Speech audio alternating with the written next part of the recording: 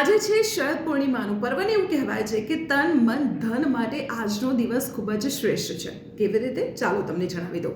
તો સૌથી પહેલા વાત આપણે ધનની કરીએ. એવું માનવામાં આવે છે કે શરદ પૂર્ણિમાની રાત્રે દેવી લક્ષ્મી પૃથ્વી પર અવતરણ કરે છે અને તે એવા ઘરોમાં જાય છે કે જ્યાં જાગરણ થતું હોય, તેમની આરાધના થતી હોય, તેમની પૂજા કરવામાં આવતી હોય અને તે પરિવારોને સુખ શાંતિ અર્પણ કરે છે.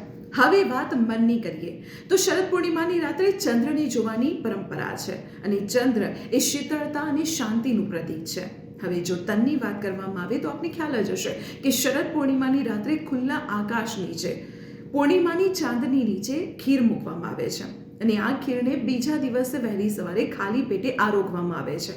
એવું માનવામાં આવે છે કે આ ખીરથી પિત્તનો નાશ થાય છે.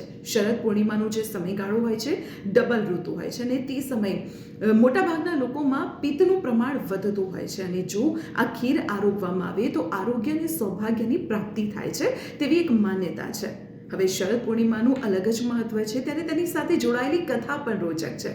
પૌરાણિક કથાઓ અનુસાર એવું કહેવાય છે કે ભગવાન કૃષ્ણ વ્રજમાં શરદ પૂર્ણિમાની રાત્રે ગોપીઓ સાથે રાસ કર્યો હતો અને એવી માન્યતા છે કે આ મહારાસમાં પોતાની યોગ માયાથી ભગવાન કૃષ્ણએ અલગ અલગ સ્વરૂપમાં દરેક ગોપી સાથે મહારાસ કર્યો હતો અને તેમનો આ રાસ જોઈ ચંદ્ર પણ ખુશ થઈ ગયા અને તેમને અમૃત વર્ષા કરી હતી, જે અમૃત આપણે ખીર સ્વરૂપે આરોગીએ છીએ.